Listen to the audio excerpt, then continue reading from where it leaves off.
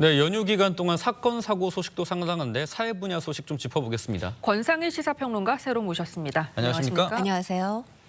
네, 그제 밤입니다. 전남 해남에서 갯벌로 굴을 따러 갔다가 60대 부부가 실종되는 사고가 발생했습니다. 안타깝게도 어제 오후에 이 남편이 숨진 채 발견됐고 오늘 오전에는 아내분 시신까지 모두 발견이 됐다고 합니다. 네, 그렇습니다.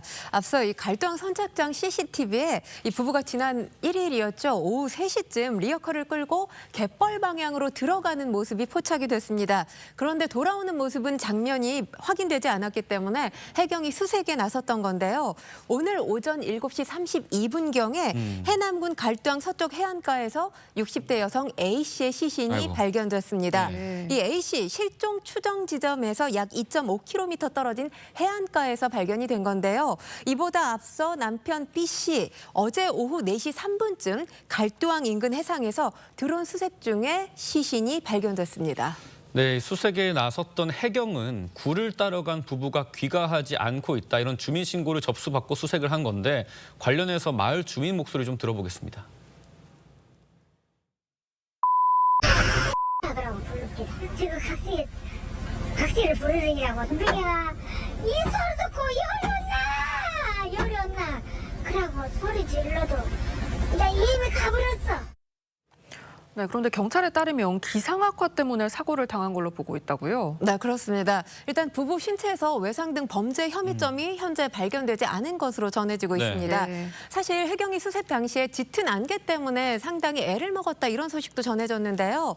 사고 당시에 짙은 안개로 인해서 이들 부부가 평소보다 더 깊은 장소로 이동했다가 방향을 잃고 변을 당했을 가능성이 제기되고 있고요. 예. 또 한 가지는 시기의 문제인데요. 간만의 차가 가장 크게 나타나는 사리 기간에 이 갑작스러운 조류 변화 등으로 인해서 부부가 사고를 당했을 가능성 또한 열어두고 지금 정확한 사고 경위를 조사할 방침인 것으로 전해지고 있습니다.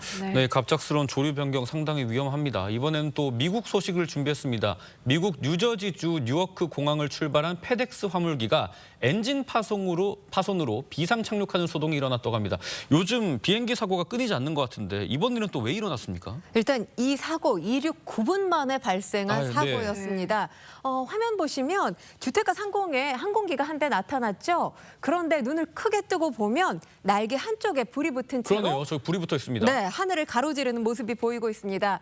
외신 보도들을 종합해 보면 현재 시간으로 지난 1일이었습니다. 오전에 뉴요크 공항을 출발해서 인디애나폴리스로 향하던 보잉 767 페덱스 화물기 이 엔진이 한 개가 파손되면서 뉴저지주 뉴요크 공항에 비상 착륙하는 일이 발생을 한 건데요. 페덱스가 이와 관련해서 성명을 발표했습니다. 화물기 비상 선언을 선언했고요. 또 뉴요크 공항으로 무사히 돌아왔다 이렇게 밝혔는데 이 항공기 소방구조대와 항만청 대원들 긴급 출동해서 비상 착륙에 대응했다고 외신들이 전하고 있습니다. 이날 SNS상에는 긴급 회항하는 화물기 영상과 함께 긴급한 상황이 빠르게 공유됐습니다. 네, 영상만 봐도 정말 아찔한 순간인데 이유 없이 불이 났을 리는 없고 원인이 뭔가요? 우리가 이번에 무안에서 제주공항 사고가 크게 발생을 했잖아요. 그렇죠. 그때 가장 많이 언급됐던 것 중에 하나가 조류 충돌, 버드 예. 스트라이크 다들 아실 겁니다. 네. 이 원인이 새가 엔진 속으로 빨려 들어가는 버드 스트라이크였던 것으로 지금 전해지고 있는데요. 한 목격자가 이 미국의 한 뉴스에 출연해서 이렇게 진술을 하고 있습니다. 운전을 하고 있는데 비행기에서 뭔가 떨어지는 것이 보였다는 거죠. 오른쪽 엔진에 불이 붙는 모습이 발견됐다면서 큰 새 한 마리가 이 엔진에 빨려 들어간 것 같았다. 이렇게 진술을 했습니다. 한 보고서를 볼 필요가 있는데 네. 한 보고서에 따르면 미국에서 항공기의 이 조류 충돌 발생 건수 상당합니다.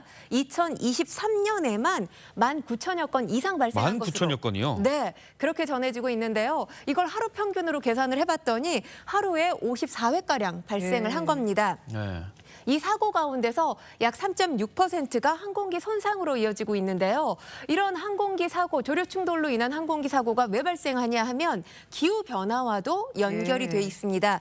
기후 변화에 따른 영향 때문에 이 철새의 텃새화가 이루어지고 있고요. 네. 또 지금 출몰 시기가 과거와 다르게 빨라지기도 하고 늦어지기도 합니다. 예. 이런 것들로 인해서 이 조류 충돌 사고 매년 증가하고 있는 추세입니다. 우리나라도 예외는 아닙니다.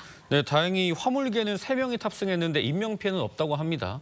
이 마크 저커버그 메타 CEO가 아내의 40번째 생일을 맞아서 정말 색다른 모습을 선보인 게 또 화제가 되고 있습니다. 아, 아내를 얼만큼 사랑하면 이런 쇼까지 준비를 할까? 네. 뭐 아마 이 영상을 보신 분들 많이 부러우실 텐데요. 네. 영상을 보면 마크 저커버거 턱시도를 입고 있죠. 그런데 누군가가 양쪽 팔, 바지까지 본인 네. 손으로 뜯어냈더니 하늘색의 이 무대 의상이 나타납니다. 이후에 저커버거 이 피아노 위로 올라가서 노래를 부르기도 하고 점프도 하고 허리도 꺾고 또 열정적인 공연을 선보이는데요. 저커버거가 현지 시간으로 지난 1일이었죠. 본인의 SNS에 아내의 생일 파티라고 하면서 본인이 담겨져 있는 영상을 야. 공개한 겁니다. 네. 뭐 이 공연을 본 많은 사람들 환호할 수밖에 없었을 것 같은데요. 이 공연에 참석한 참석자들 환호를 했고요. 이 저커버그의 아내 첸이죠. 배를 안고 앞으로 넘어질 정도로 포복절도했습니다. 뭐 이 포복절도에 얼마나 행복함이 많이 깃들어 있을까라는 그러니까요, 생각이 네. 드는데요. 이날 공연 이 누군가의 모습을 그대로 패러디한 겁니다. 지난달 2일 미국 로스앤젤레스에서 제67회 그래미 어워드가 펼쳐졌는데 이때 벤슨 분이 공연한 장면을 그대로 패러디한 네. 거고요. 아. 저커버그가 입었던 의상, 벤슨 분이 실제로 착용했던 의상이었다고 합니다. 네, 이 영상 공개되니까 뭐 반응도 폭발적이었는데 평소에도 저커버그가 엄청난 사랑꾼이라고요. 그렇죠. 저커버거 뭐 세계 최고의 또 거부 중에 한 사람 그렇죠. 아닙니까? 네. 그런데 이 저커버그에게 따르는 별칭이 있습니다. 아내 바보, 또 사랑꾼이라는 별칭이 있잖아요. 한 예를 들어드리면 아내를 위해서 이런 것까지 개발을 했다고 합니다. 2019년에 이 두 사람 사이에 자녀가 3명이 있는데 이 육아에 지쳐서 잠을 잘 자지 못하는 아내를 위해서 숫자 없이 희미한 조명으로 시간을 나타내는 수면 박스를 직접 개발하기도 했고요. 그리고 지난해 8월에는 아내의 얼굴을 닮은 조각상을 제작해서 이목을 끌기도 했습니다. 네. 이 영상에 아내가 또 댓글을 이렇게 달기도 했어요. 내가 많을수록 더 좋지. 그러면서 사랑 표현을 또 하기도 했습니다. 좀 전에 보셨던 영상 반응이 굉장히 뜨겁습니다. 이 영상이 공개된 지 하루 만에 조회수만 3,900만 회를 넘어섰고요. 또 좋아요 개수 신경 쓰시는 분들 많잖아요. 그렇죠. 좋아요 개수도 90여만 개에 이르는 것으로 알려졌습니다. 이걸 본 네티즌들의 반응도 상당히 재밌는데요. 억만장자도 아내를 위해서 이렇게 열심히 사는데 나를 반성하게 된다.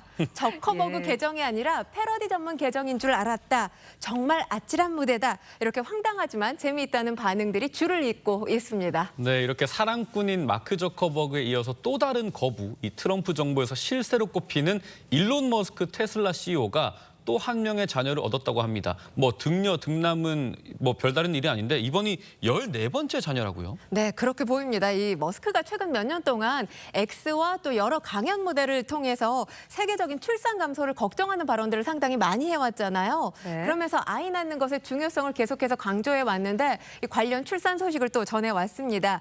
14번째 자녀로 소식을 알려준 건데 이 머스크의 뇌신경과학 스타트업 뉴럴링크 임원인 질리스와의 사이에서 태어났고요. 예. 이미 두 사람 사이에서 자녀가 3명이 있습니다. 이번에 언급된 자녀가 이제 4번째 자녀라고 할 수 네. 있는데요. 질리스가 현지 시간으로 지난달 28일에 SNS를 통해서 셀던 라이커거스라는 이름의 아이를 낳았다 이렇게 밝혔습니다. 아이가 매우 건강하다면서 튼튼한 금의 심장을 가진 거대한 기계 같다 이렇게 밝혔습니다. 머스크 또한 해당 게시물에 하트 모양의 이모티콘을 달았거든요. 자신의 아이라는 점을 시인한 것으로 보입니다. 네, 뭐 머스크나 저커버그나 정말 사랑꾼이라고 할 수 있겠네요. 그리고 이 중국에서 사람도 하기 힘든 앞 공중돌기의 무술 동작까지 여러 가지 아크로바틱한 동작을 자유자재로 소화하는 인간형 로봇을 만든 게 또 화제입니다. 그러니까 인간을 뛰어넘는 로봇이 만들어진 게 아닌가 걱정도 되고 또 입이 떡 벌어지는 장면 연출이 되고 있는데요. 제자리에서 번쩍 뛰어올라서 공중제비 도는 모습까지 가능한 로봇이 바로 저 로봇이고요. 또 착지 동작까지 가능해지면서 뭐 저 장면을 본 많은 사람들 탄성이 저절로 나왔다고 합니다.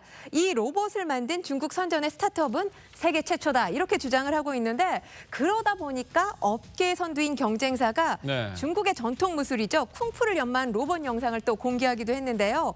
720도 돌려차기까지 가능합니다. 대단하네요. 이 업계 역시 세계 최초다. 이런 제목을 달고 있습니다. 지난 10일부터는 일반인 상대로 예약 판매도 시작돼서 로봇 대중화의 문이 열렸다라고 볼 수 있는데 이 춘제 갈라쇼 무대에 올랐던 모델 같은 경우는 가격이 무려 1억 2천만 원인데도 불구하고 네. 순식간에 동이 났다는 소식이 전해지고 있습니다. 네, 지금까지 권상희 평론가님과 함께 사건 사고 소식 짚어봤습니다. 말씀 감사합니다. 감사합니다.